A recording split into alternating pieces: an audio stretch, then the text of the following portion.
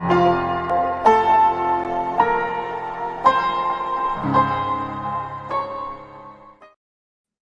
evening. How are you? Just checking to see if everything's golden. I don't know if I like where my mic is tonight. Doesn't really matter. I can change it. It looks like we're live. So that's a good sign. I guess I'll put it over here and we will do that. So I don't like to do that because that doesn't allow me to see what I need to see. Oh my gosh. I'm all over the place. Okay, here we go. All right, well, that was a terrible opening to the show. I think at this point, like just I'm just trying to see how bad I can start the show. I'm thankful I haven't coughed any phlegm up or anything like that, but man, that was not a good start. So a minute and 15 in, let me just say I'm sorry. That was a terrible entrance. I'll do better. It's very odd. Like I don't have this like this is as exciting as I'm gonna get. Like I don't get like, oh, I'm happy to see you. Everything's great. It just seems fake to me. So I don't do that. I like being on the stream and I like seeing you and interacting and seeing people watch my streams, but I don't just get kind of crazy with it, if that makes any sense. Got a great show tonight. We're going to talk about a few things. One, I'm not sure if I'm not sure how the stream's working. Last night there were a couple times where it just froze. I don't know why. Like I don't know what I was doing that caused that. It's never done it before. Were there some cracks on the microphone and pops? Yes. Yes, no question. But I'd never had freezing video before. And the thing that hurts me on the freezing video is I just bought a new graphics card, as you know. And if this graphics card doesn't work, and if the streaming can be traced back to my computer not being strong enough, then we're going to have to get a new computer. I priced out a new computer build today, about $1,400. I just don't know. I mean, part of me says just do it and just suck it up and do it. But I mean, there's all kinds of issues. One, I don't know if I want to do like on StreamYard. I can't do 4K streaming right now, so I don't know that I want to go in that direction. So there's that, and then there's, as a real estate agent, I feel like I need to hold my money because things are going to get tough here. It's not going to be tough in the sense like I'm going to be fine. I've saved a lot of cash, but I'm not so wealthy that I can just throw away cash during a downturn in the market. Now, a downturn in the market won't affect me like it will affect buyers and sellers. It affects me in the number of transactions I do. If I can do a number of transactions, then I'm fine. If I can't, it's not a good situation. So anyway, I wanted to mention that.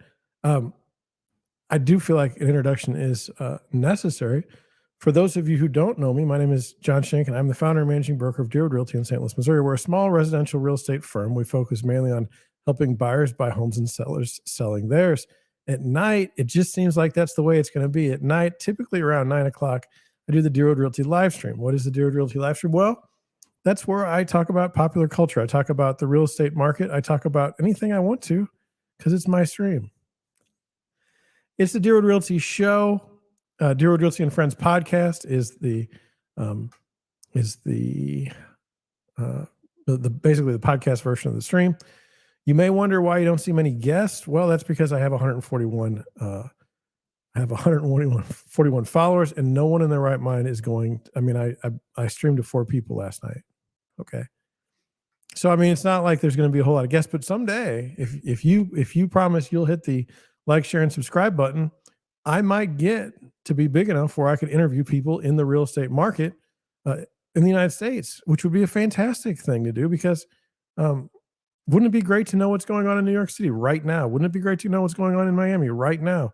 Wouldn't it be great to know what's going on in Chicago right now? What about California? That'd be nice to know. Be nice to know about Texas, Colorado. I mean, I'd love to talk to people. And by the way, if you're a real estate agent and you're bored and you want to live stream with me at night, just send me your email, send me your contact information. And if you've got a channel already, let me see it. Let's see if we get along, because I don't like some real estate agents. I'm going to be flat honest with you. I just don't like I don't like people that are just, the ones. If you are one, you probably don't, because you're not self-aware. But I just like normal, real people that happen to be in real estate. If you fit that bill, I don't care where you are in the country. Email me. You can find me on Twitter too, at Deerwood Realty. Let's find a way to connect. That being said, I really screwed up the intro because I went into another thing. I have to work on that. I have to space things out. So here's one of the things that we need to space out. We're going to talk about, here's what we're going to talk about tonight. We're going to talk about a few things. A frozen shark. We're going to talk about AMC theaters and their decision.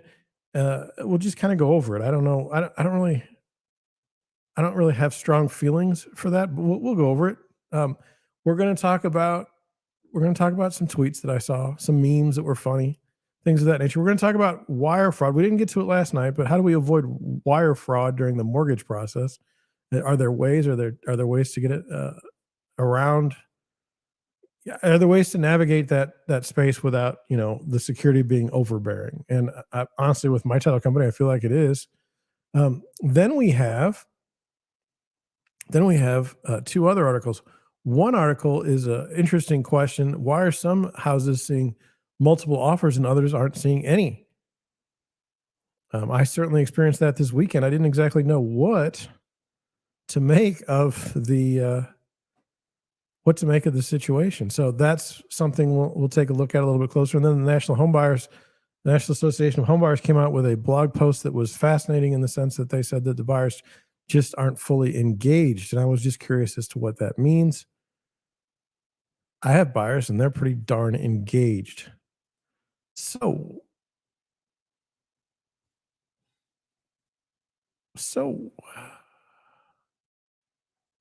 anyway,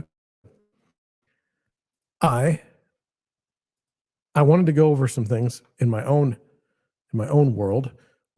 Basically, today, the last couple of days, actually, I've started to have productive days. Now, that doesn't seem like it's very exciting for you, but I'll tell you, for me, it's so darn unusual. And I mean that. What happens is, as an agent, is you get pulled in like 50 different directions. And here's an example. So let's say I'm working on a computer and I'm answering an email from somebody about a deal. Like, so I'm talking to the title company in an email. Okay.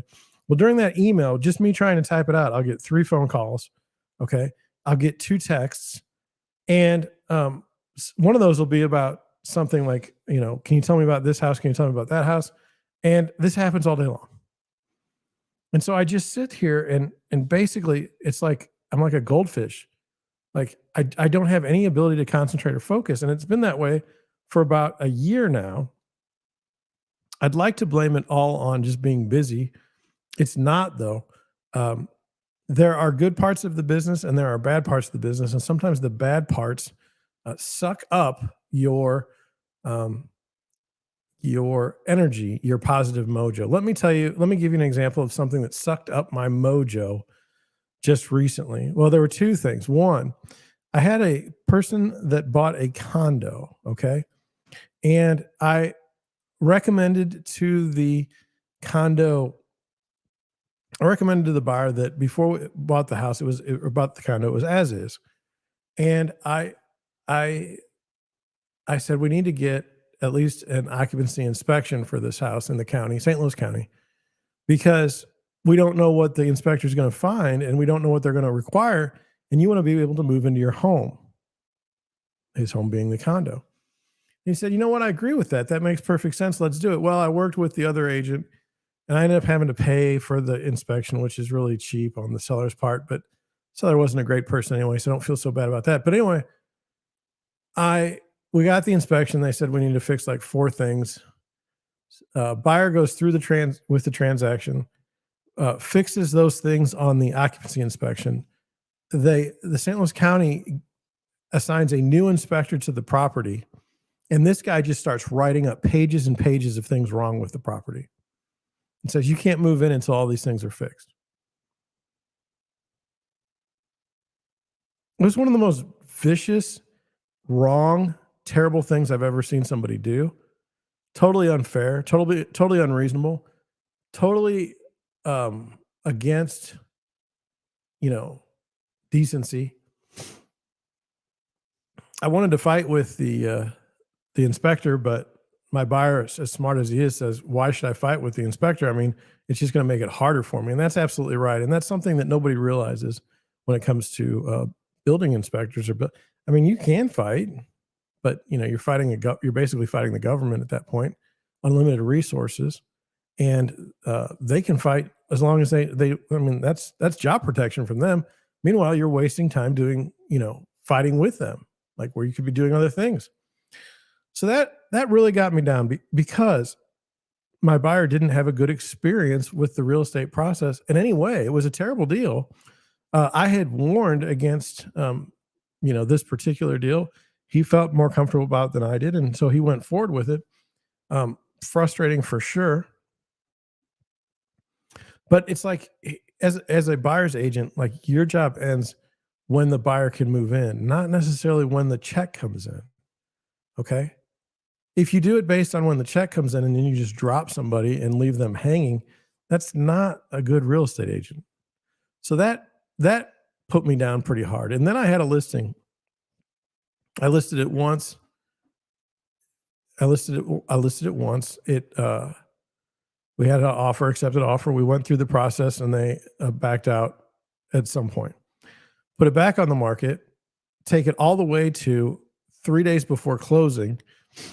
Seller can't, or buyer can't purchase the property. They can't get a mortgage. The mortgage company, well, US Bank, I mean, just throw them under the bus because they deserve it.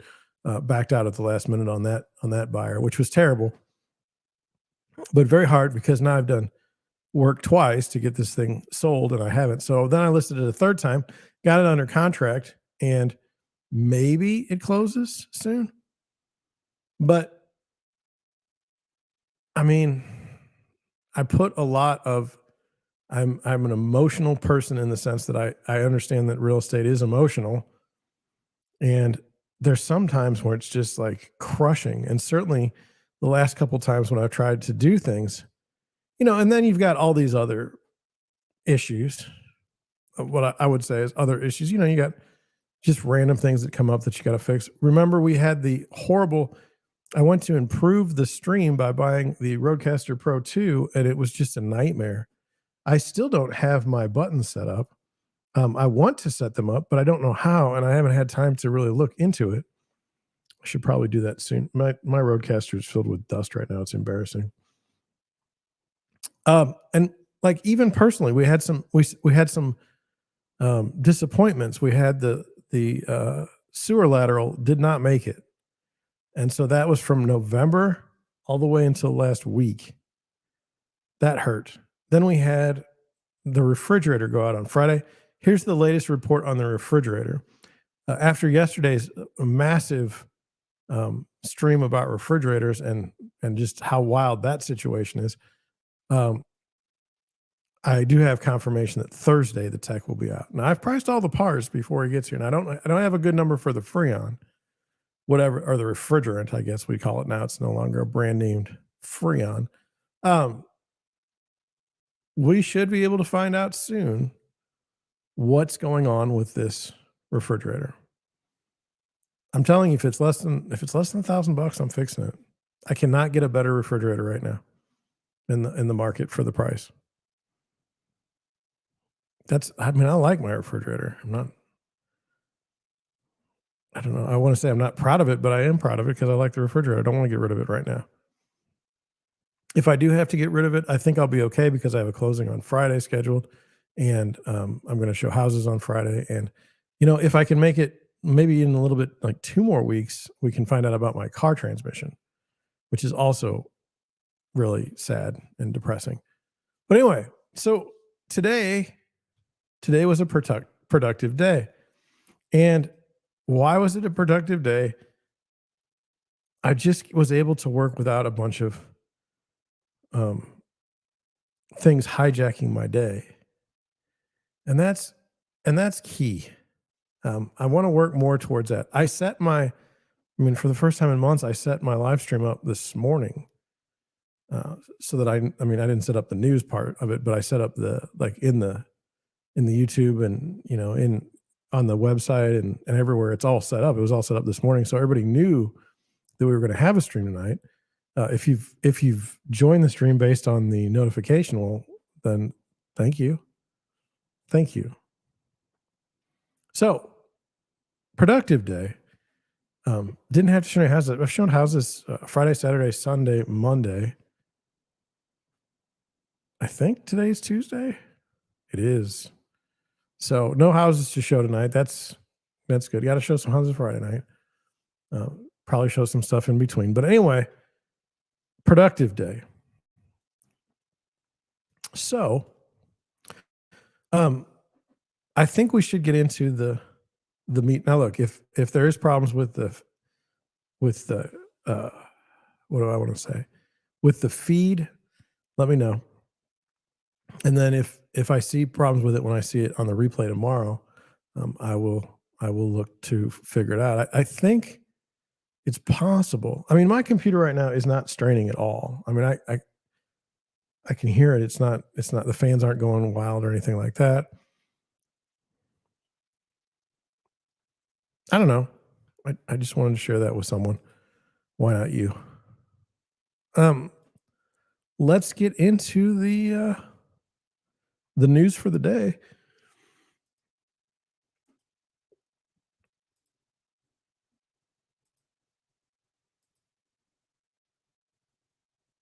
Can you see that? AMC Theaters is changing the way it prices movie tickets, and here's how it will work. Well, what is this? What is this? We're changing the price of movie tickets. Now, I have a couple confessions to make. The last movie that I saw in a theater was Frozen 2. I'm going to just for the that's an article later. I'm going to just because I'm curious of when that was. Uh,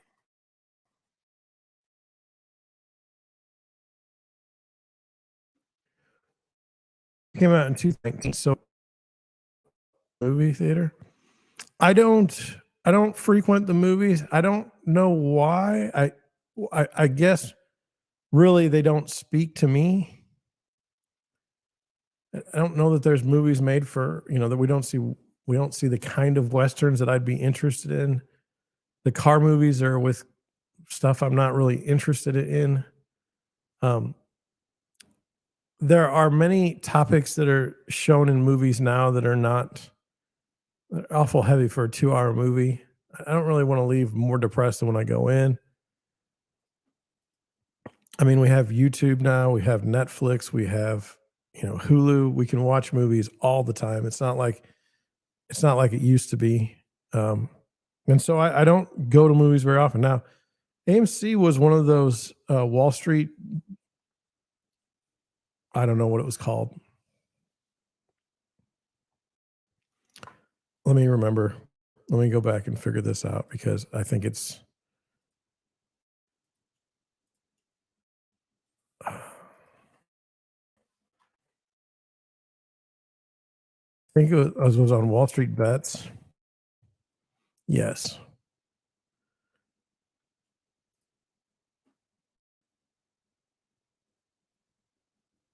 Okay.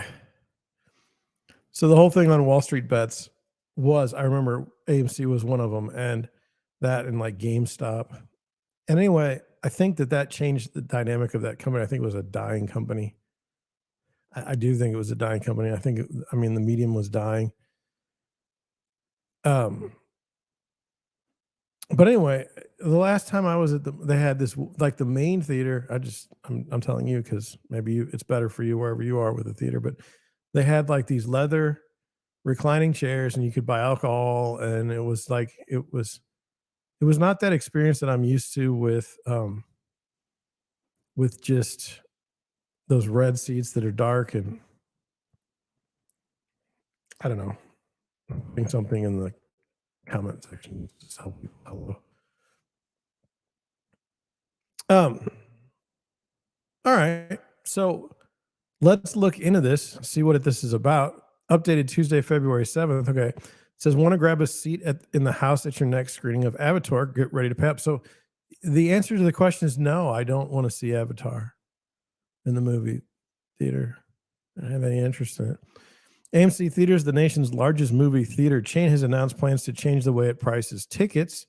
The company on Monday revealed a new initiative called Sight Line at AMC, which will eliminate the one price fits all approach to selling tickets.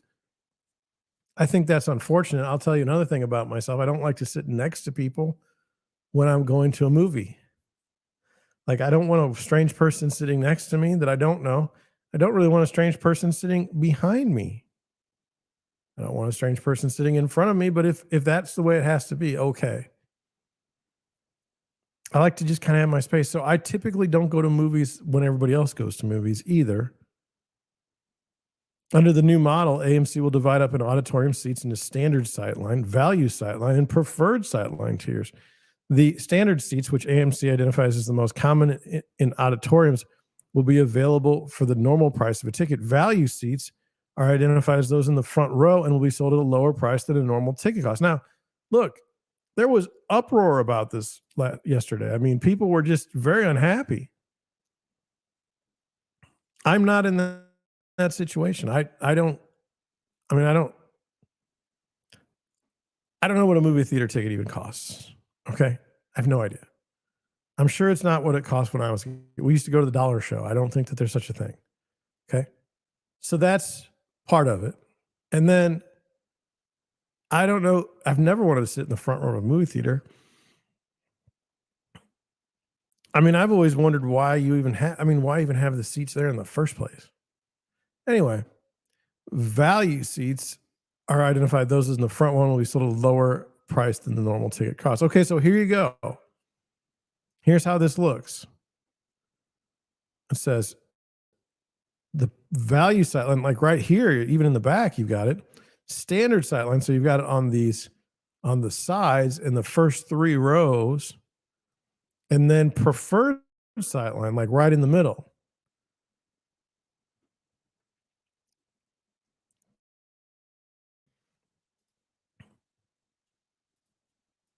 Do I like? Here's the thing.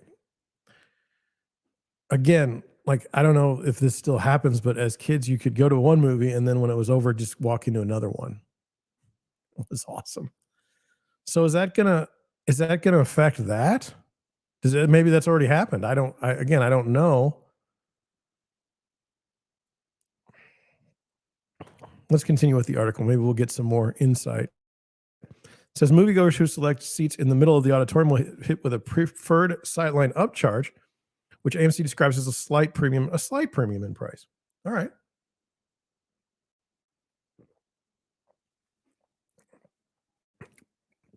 Theaters in New York City, for example, will see a $2 surcharge for centrally located seats, while the front row seats are $2 cheaper. A seating map will show the price differences when customers are purchasing their tickets. Okay. I mean, whatever. If you don't like it, don't go to the movies. I mean, anyway, it says in a statement, Chief Marketing Officer Elliot Hamlish framed the move as a way to bring movie theaters in line with other entertainment venues where ticket prices range in price depending on where you sit. So it's like, is this movie is the movie experience like going to a hockey game or going to a baseball game? I mean, it hasn't been for 100 years, but okay. Okay. While every seat at AMC delivers an amazing movie-going experience, we know there are some moviegoers who prioritize their specific seat and others who prioritize value moviegoing. I don't even know what that means. Value moviegoing? I mean, I went to the dollar show. You know, I mean, I never really had a great. I saw Starship Troopers in the theaters. That was stupid. I saw like Total Recall.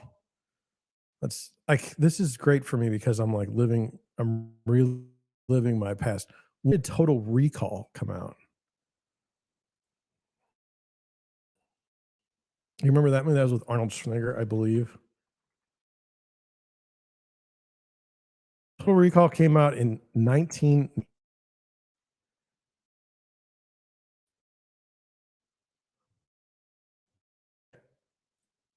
Oh goodness! I hope that didn't screw yours. Anyway, so it says sightline pricing won't apply to matinee showtimes before 4 p.m. AMC notice that customers who pay for AMC Stubbs A List memberships will be exempt from any charges. I don't know what that is. Stubbs A List, I guess, not Stubbs A List. Now, there used to be the afternoon show. That would be cheaper than the evening show. I would go to that too. The new system will go live in New York City, Chicago, and Kansas City on Friday and will extend to all American AMC locations by the end of 2023. There was outrage online about this. As I'm reading it to you, I'm not feeling that outrage. I'm not. I'm kind of okay with it. If that's what they want to do, and it's not like it's a private company argument. I mean, whatever. It's not relevant to my life. Like you're not gonna. It's not like, oh, I'm gonna start going to see movies now because they cost $2 more to sit in the good seats. And after 4 p.m. as a real estate agent, I can go to the movies during the day. Like I don't need to wait until the evening and go whenever I want. I mean, I don't get paid, but I'm not an hourly, so it doesn't really matter. I mean, like, how would I put this? Of all the things to get worked up about, maybe this isn't it. Maybe this isn't what I need to be worked up about. We'll let that go. What I am a little bit concerned by, I read this. Now, this was the Google Trends article. I am a little concerned about this. We'll go over it. It says no. This was the Barnstable, Hyannis, Massachusetts patch. Now, I know I'm from the Midwest. I was in Gloucester, Massachusetts when I graduated college, and I get that that's not for me. I understand Martha's Vineyard is not for me. Like they don't want my kind there. I get that. So I was amazed to read this article because it just seems interesting. I would have thought the people of the area would have kept, the shark alive. No, the frozen shark on Cape Cod didn't freeze to death. Now, look, I never said it did. I don't even know. I don't know what this is about. It's in the weather section. A poor beagle shark washed ashore in Dennis over the abnormally cold weekend, but it wasn't the temperature that killed it, an expert says. Now, look, this is what I'm going to say. It may sound stupid, and it may be stupid, but I'm not close to a body of water other than the Mississippi River. The closest beach is 8 hours away, 8 to 10 hours away, south. Okay? Look, this is what I understand. You can tell me I'm wrong. My understanding is ice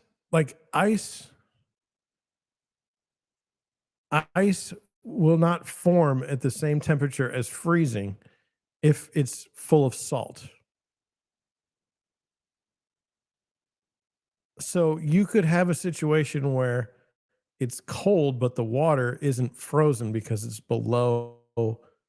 It's got so much salt in it. Now, this is just my understanding. Now, you say, well, John, what about like glaciers and the polar ice caps? Well, I don't claim to know anything about that. All I'm saying is my understanding is like it's got to be really cold for those places to freeze based on the salt content. And it works out like this. Why would you put salt on the streets during a snowstorm? Well, you're trying to lower the freezing temperature of the water. That's just my understanding. Now, I could be totally wrong. So there could be this fish.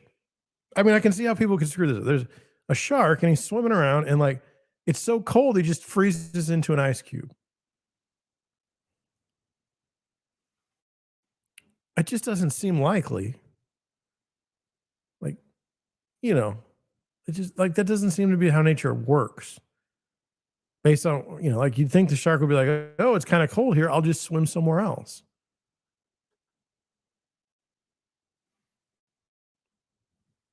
I'm not, I'm not an expert. Okay. So it says, and this is a headline: Dennis, Massachusetts, abnormally low temperatures on Cape Cod caused a number of problems for residents, but it wasn't an issue for the most famous shark in the area this week. Eh, Sometimes you don't want to be famous. Sometimes it's not a good thing. For a quick backstory, over the weekend, a local photographer posted a photo of an ice covered shark on a Dennis beach. The shark had clearly washed ashore, but it was unclear what the cause of death was. Now, look, just reading that, it says they posted a photo of an ice covered shark on a Dennis beach. Okay. And then the next statement says, the next sentence says, the shark had clearly washed ashore. Well, I mean, it would have had to have washed ashore because it was on the beach.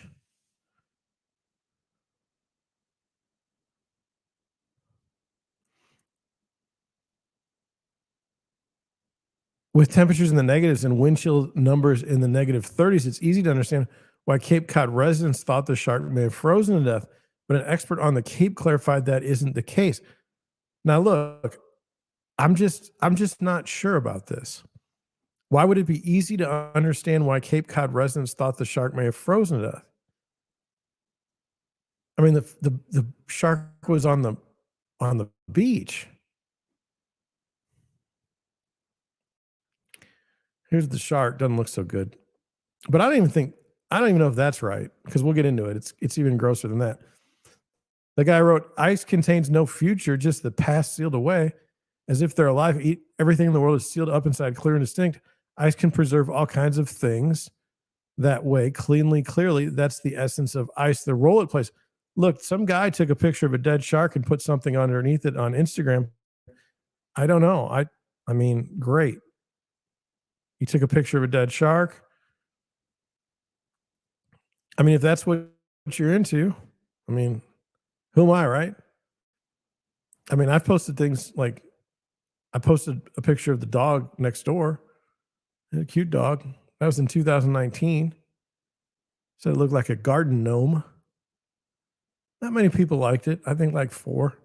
Anyway, John Chisholm is a shark biologist in Massachusetts and explained to Patch that this particular shark is a poor beagle.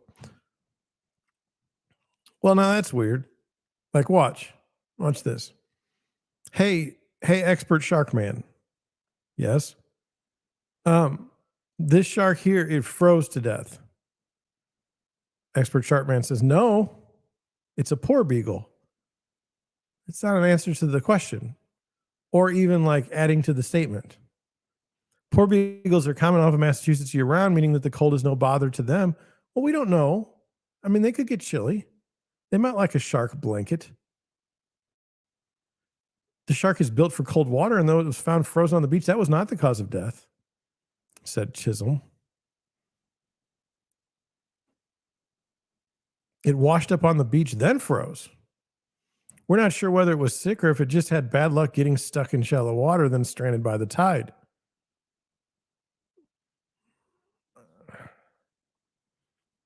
Chisholm noted that this is the 6th poor beagle to wash up this season that he knows of.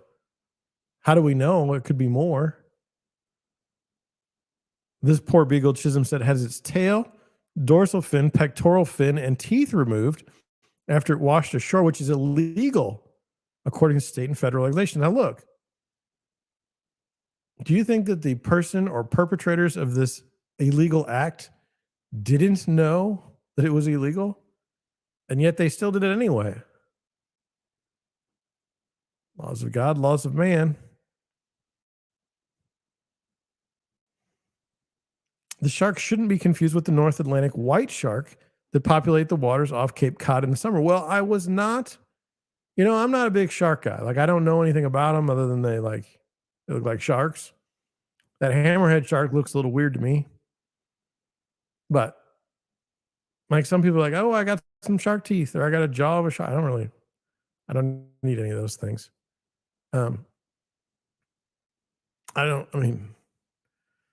It's a shark, right? Those sharks head to warmer temperatures once the water starts to dip in temperatures, populating areas in the southeastern United States from South Carolina to the Gulf of Mexico.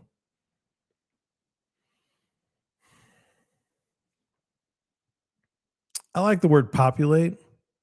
Could have just said sharks that are in the waters off of Cape Cod. Populate's a little sharper.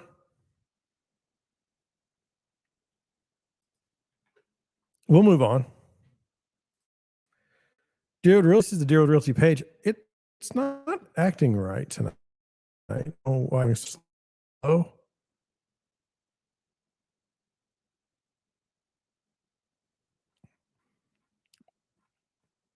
Let's take a look at the mortgage rates. 30-year fixed rate, 6.45%, going up 6 basis points from yesterday. That's not good. That's not good.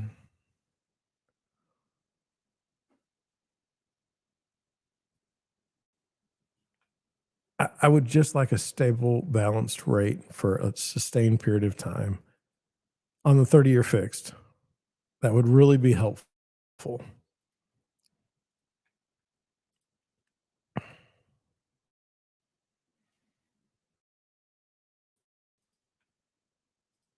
We're going to Twitter. Oh my gosh. And we're going to do it backwards. I've made a mistake. Sorry. The second half of 2022, this is from Lance Lambert, saw a historic pullback in housing transactions, and yet residential building employment set a new cycle high in January of 2023. Residential building employment is usually in sharp contraction long before recession occurs.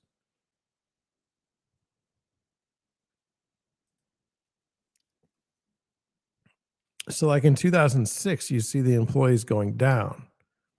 In 2000, you see the employment going down. In 1990, you see the employment going down. 2020 went down, but everything, look, every time you see 2020, it's like, that's not fair. We've never done what we did that time. What do you think? Like here's what I think. Okay. We're all looking for the housing market to just blow up and die. Okay. Because many of us have been alive since the 2007 to 2009, mania and then crash. So we've seen it. Okay. And yet there are some signs. Credit card debt an all-time high, ravaging inflation that wasn't the case during the last couple of booms. But yet you see this, like if you want to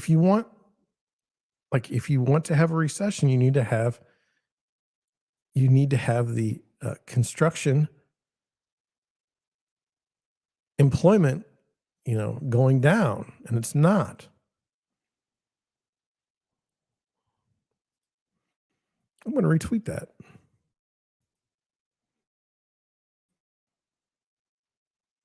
I don't know if that was helpful. Oh, I think I hit the wrong button. I'm sorry. Now I keep hitting the wrong button. Retweet. I'm not going to quote tweet it because I just don't feel like it. So I don't know what we're to make of that. Moving on, Daily Loud. I thought this was very interesting. This is what I was going to start with. And I just want to put it to where I am, okay? So Daily Loud, Miami real estate influencer. I don't know what that means. I don't know what a real estate influencer does. Busted for buying Bentley and cosmetic surgery with $381,000 in COVID relief funds. Now I'm confused by this. And look, pardon my ignorance. When there was all that, we're going to give you a loan, but you don't have to pay it back. I was always like, why are you calling it a loan then? Certainly I'll have to pay it back. So I took no money. Why did I not take money from the government that was being handed to me? You don't ever trust the government with money. Now, many other people probably made millions and that was the best thing that ever happened to them, but I was not about to get a loan from the government. I mean, that was not going to happen. Now, Like this woman here, I mean, why? Why is she didn't use the funds for what she was supposed to use them for?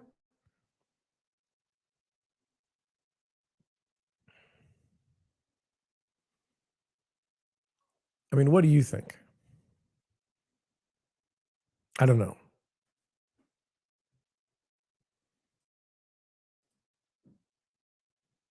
Oh, this here I want to be. Oh gosh, I'll turn it down. So in this Costco, there's this idiot dancing around on TikTok, I guess on TikTok, doing a little TikTok dance, and people are just trying to shop and just go about their day.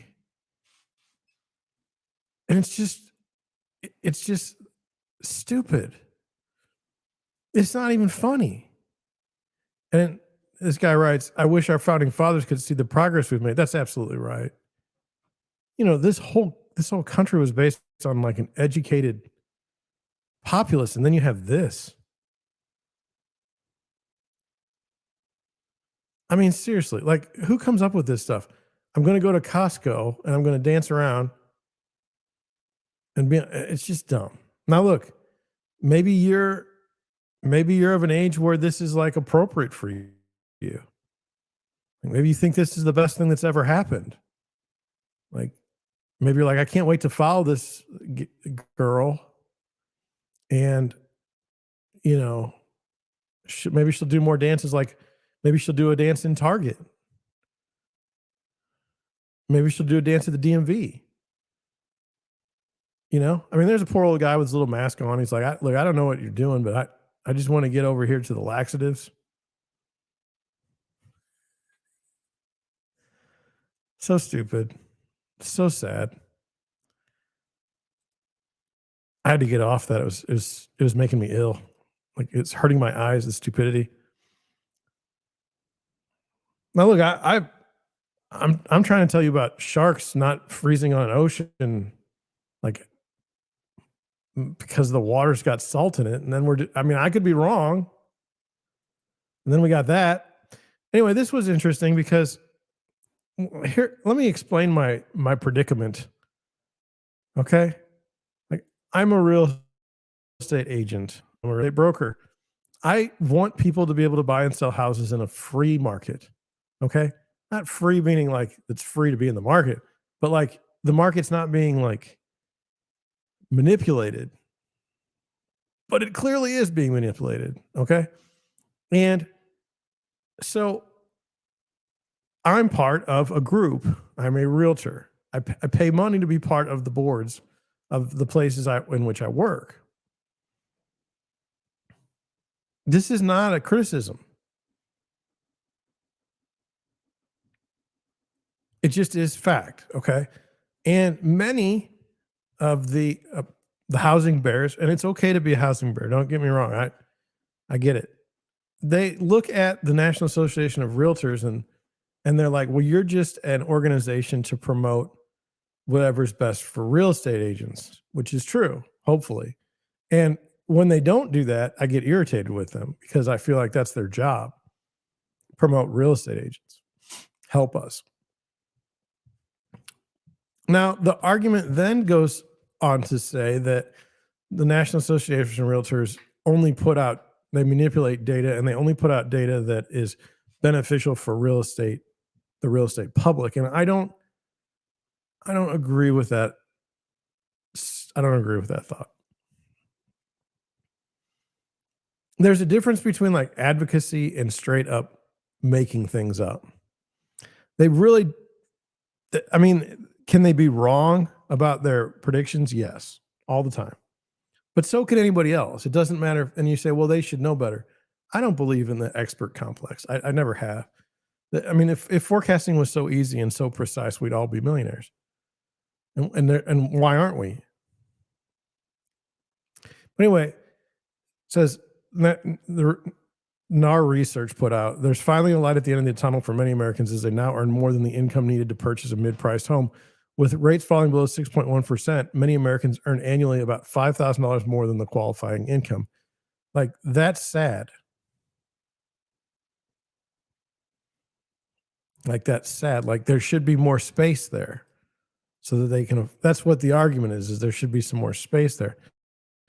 Like, what NAR is touting here is not positive, but it comes across that way. So I get it. Do you get it?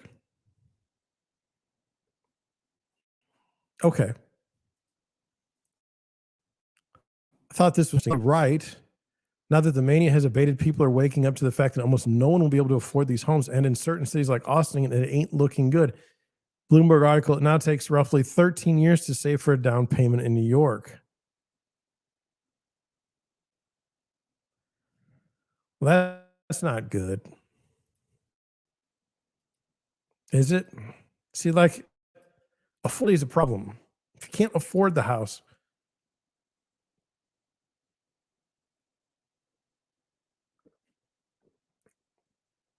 let me just put it to you like this. Let me just put the thinking like this. If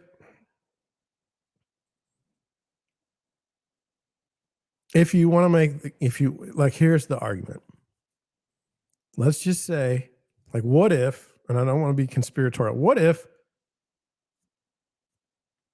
having a mortgage is a way for wealthy people to extract money from the working class?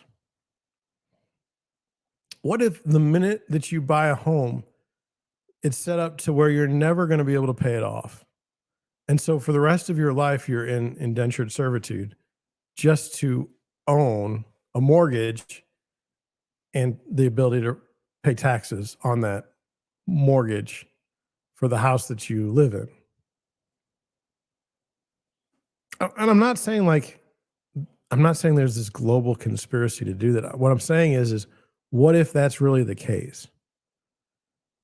Like, what if this is just not a good situation financially for the working people? What happens if they figure out that it's not a good idea to do this? Then what? As an example, I have a client who I sold their house in the past. They've made some questionable decisions with their life and economics. Leave the house they had. They asked me to sell their house that was going to be foreclosed on. I couldn't swing it. There's 7 people in their family. They want to rent a house now after the foreclosure, and I looked for them for places to rent because I don't want to be mean. Like, there were 14 houses today less than $2,000 for rent in St. Louis County. They're above 1,000 square feet.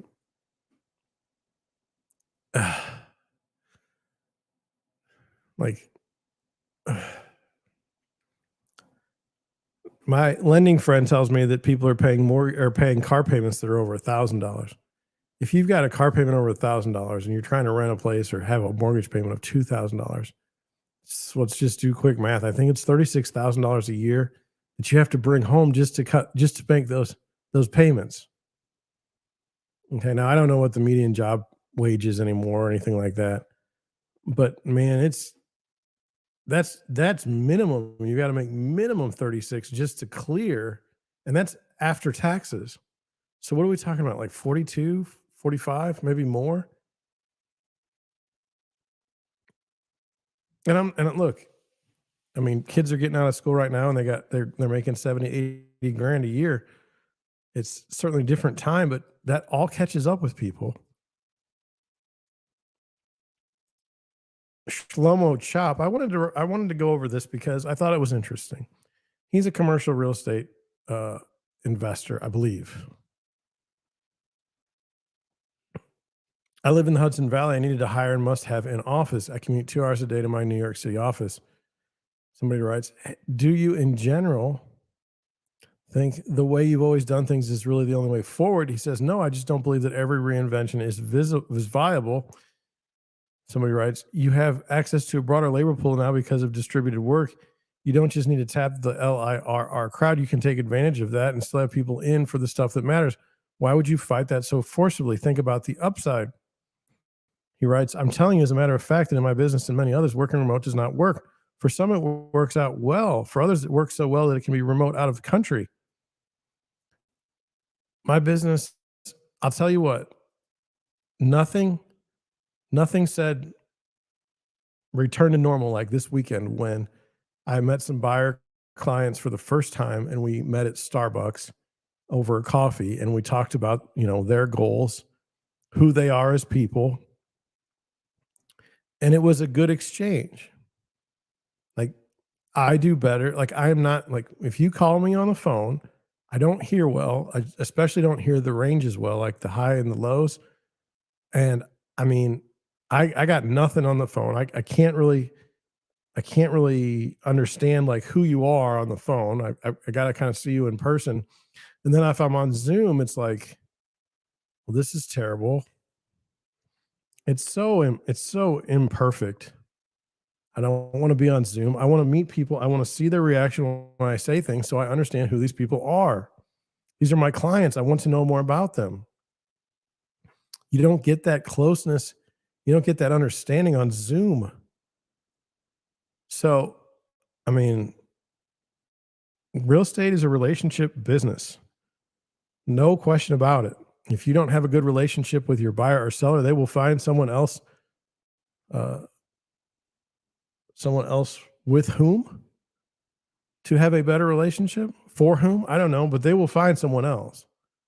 If they do not like you, if they do not trust you, they will go somewhere else.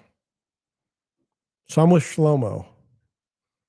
The telecommuting thing isn't going to work in my business for what I do. Now you may say, well, someone's been very successful doing that. Someone else is doing Zoom all the time and they're doing great. I don't care. I don't care. Let them do well. Here's a meme. This is true to me. It says why we have record low unemployment. The economy is going great. We created 5 million jobs this year. I have 3 of them and I still can't pay my rent. Absolutely. Absolutely. This Walmart lady with a McDonald's hat on and Uber Eats. There is a massive gap in wealth in the United States. And you say, well, no, it's not true. I don't care what you say. I see it with my own eyes. Your reports don't work on me when I see it with my own eyes. Laurie Roberts writes, this is amazing. Arizona legislature getting it done. Be it enacted by the legislature of the state of Arizona, Section 1, Title 13, Chapter 29, Arizona Revised Statutes is amended by adding Section 13-2925 to read unlawful kangaroo exchange classification and definition. It is unlawful for a person to intentionally, knowingly, recklessly, or with criminal negligence purchase, receive, sell, transfer, or otherwise exchange for a commercial purchase any part of a dead kangaroo or any product containing a part of a dead kangaroo. I wasn't even aware that kangaroos were in the United States. Like, like free. And then why, no offense, why are we transporting dead kangaroos or their parts?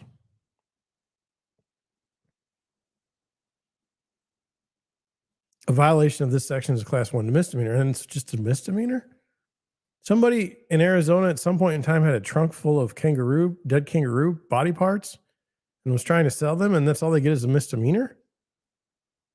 That person needs to have a psychiatric evaluation or something. I mean, I just don't understand.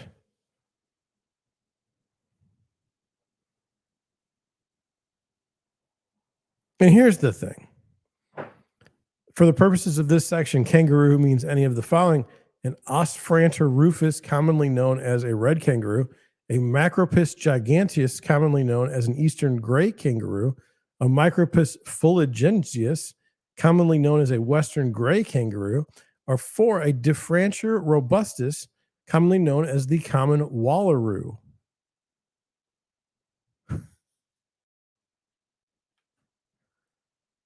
Wow.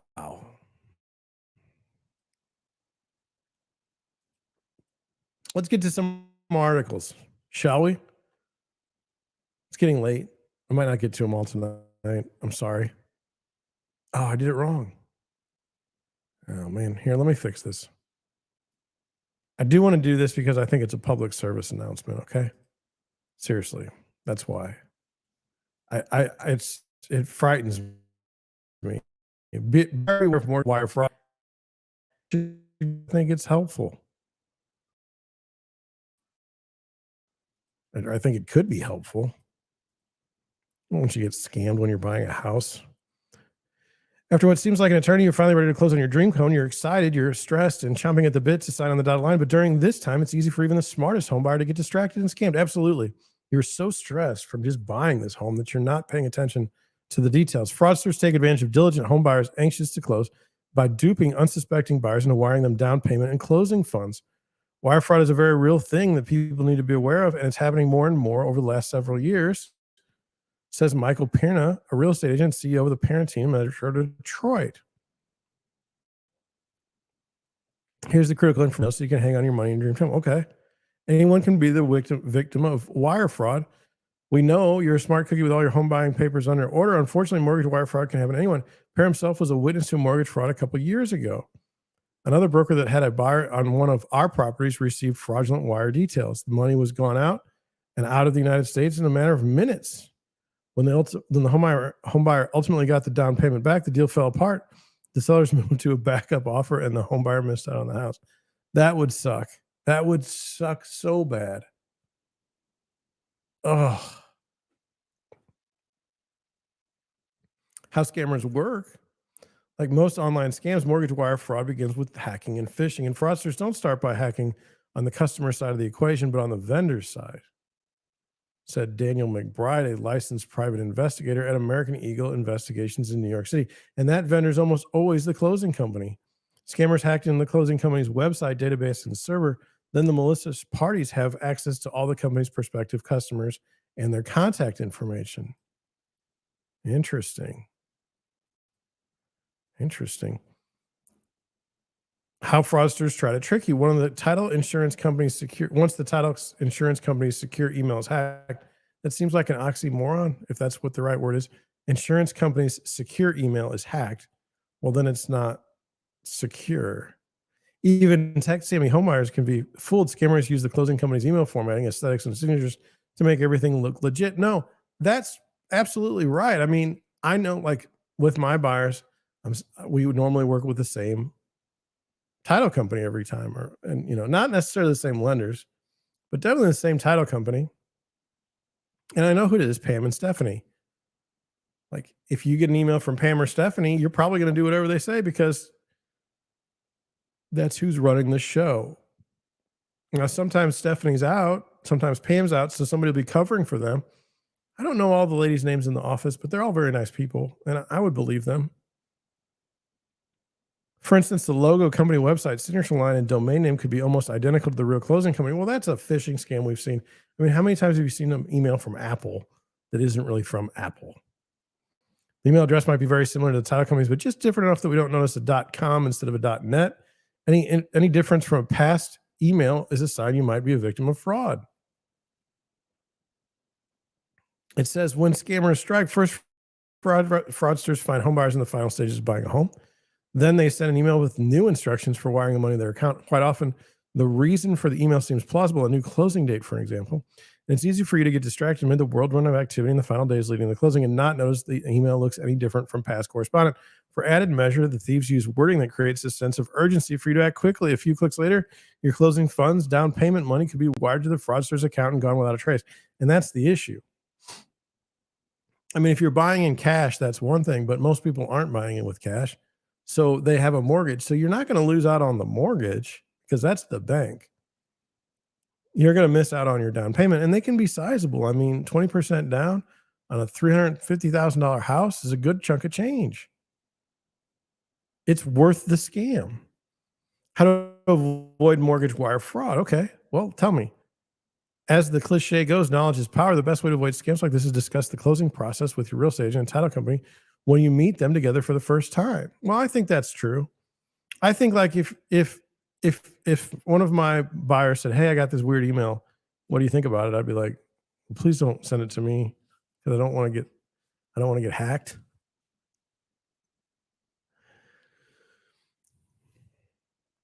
I would say talk to the title company because they know they sent it.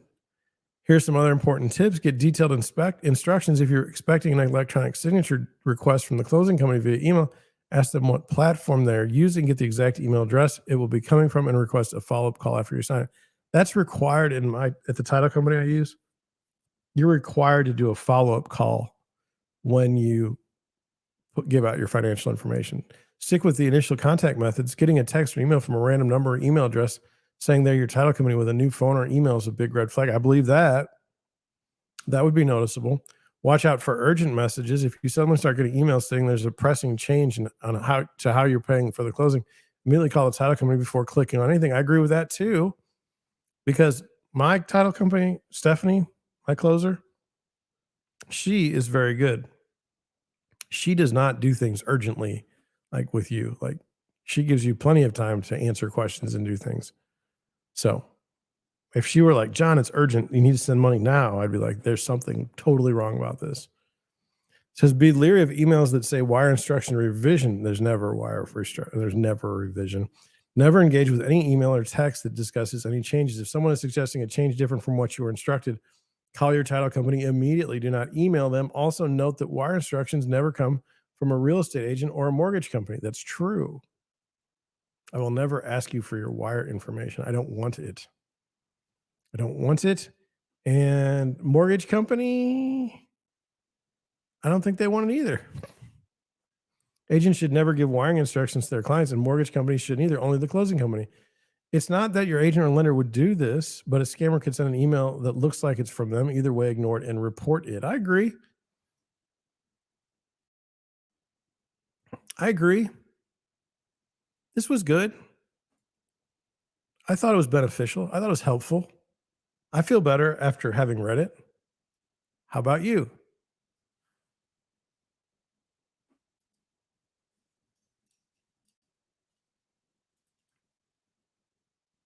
I think we'll stop at that. I know. I promised a bunch and I didn't deliver on all of it. But you know what? We're not getting a lot of chat interaction tonight. I mean, I said, can I go back? I don't want to go too late. I got some other things I want to work on tonight. I know a lot of you don't watch the show live; you watch it later. So for that, I want to say thank you. Um, I appreciate it, and so I'm going to come. I'm going to finish the show. Thank you for watching. Thank you for listening. I'll catch you on the next one. It'll be tomorrow night. It'll probably be around 9 o'clock. Good night.